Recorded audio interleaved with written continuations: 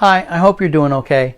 I'm David Bean Cooley, TV Worth Watching, Best TV Tomorrow. Tomorrow is the 21st of December, and that's a Monday, and I'm steering you towards something I recommended a couple of weeks ago. So it's a repeat on NBC of Dr. Seuss's How the Grinch Stole Christmas musical. You should have figured by the way I was dressed, I was either going to be promoting that or an Incredible Hulk marathon.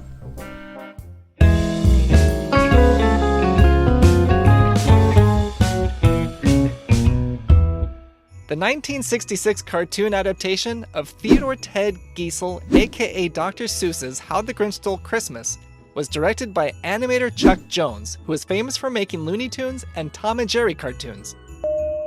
The creation story of the animated TV special goes back to World War II, when Ted Geisel wrote scripts for Private Snafu cartoons that Chuck Jones helped animate. Several years later, Jones approached the author about creating an animated version of his popular Christmas book. But at first, Geisel had no interest at all because he had already worked on a big flop called The 5,000 Fingers of Dr. T, and he didn't want to make that mistake again. What eventually won him over, though, was when he heard the lyrics to Welcome Christmas. Welcome Christmas, come this way. Which reassured him that the movie would have an authentic Seussian feel. The cartoon was filmed at 24 frames per second, which meant the animators had to make a new drawing every 2 frames in order to make the movement look smooth. This means there are 12 pieces of artwork for every second of film, and it took about 6 months to create more than 17,000 drawings to finish the whole cartoon.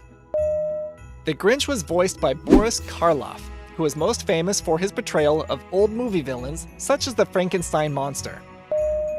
Karloff was a gifted voice actor, but he wasn't much of a singer, so You're a Mean One, Mr. Grinch was sung by Thurl Ravenscroft, aka Tony the Tiger. They're great! And he nailed the performance of the Grinch's famous theme song after only a couple takes. You're a rotter, Mr. Grinch. Tony Award winner Albert Haig wrote the music for the Grinch, and while he was being considered for the job, he had Ted Geisel come to his house to hear his ideas.